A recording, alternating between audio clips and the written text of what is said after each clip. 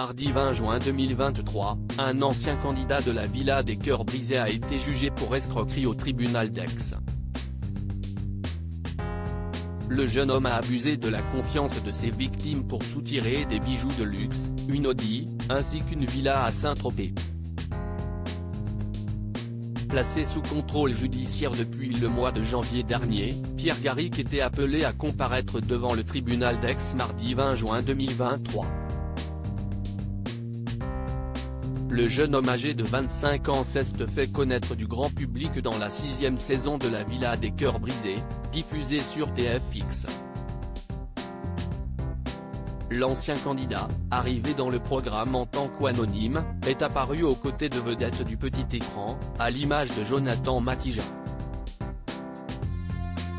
Selon les informations rapportées par la Provence, l'ancien participant devait répondre de plusieurs chefs d'accusation, pour des faits commis entre septembre 2021 et septembre 2022 dans le sud de la France. Auteur de nombreuses infractions financières, Pierre Garric aurait usé de sa notoriété et abusé de la confiance des victimes, à qui il montrait notamment de fausses preuves de virements bancaires pour des billets de matchs de foot vendus sur Le Bon Coin. Il commet d'autres escroqueries pour des bijoux de luxe, comme une Rolex et un bracelet Cartier, ainsi que pour des limousines, des chambres d'hôtel et une villa à Saint-Tropez.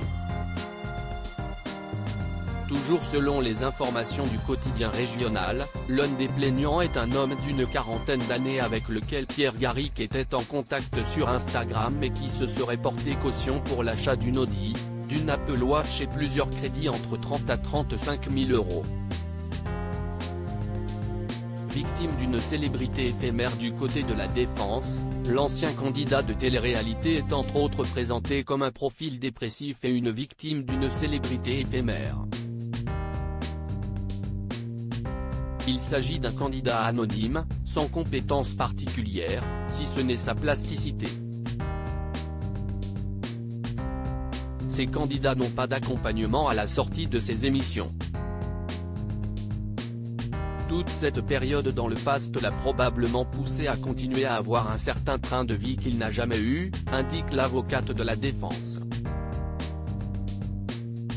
Le procureur a requis 3 ans de prison, dont 8 mois ferme, ainsi qu'une obligation de soins, de travail et d'indemnisation des 13 parties civiles, soit un montant de plus de 100 000 €.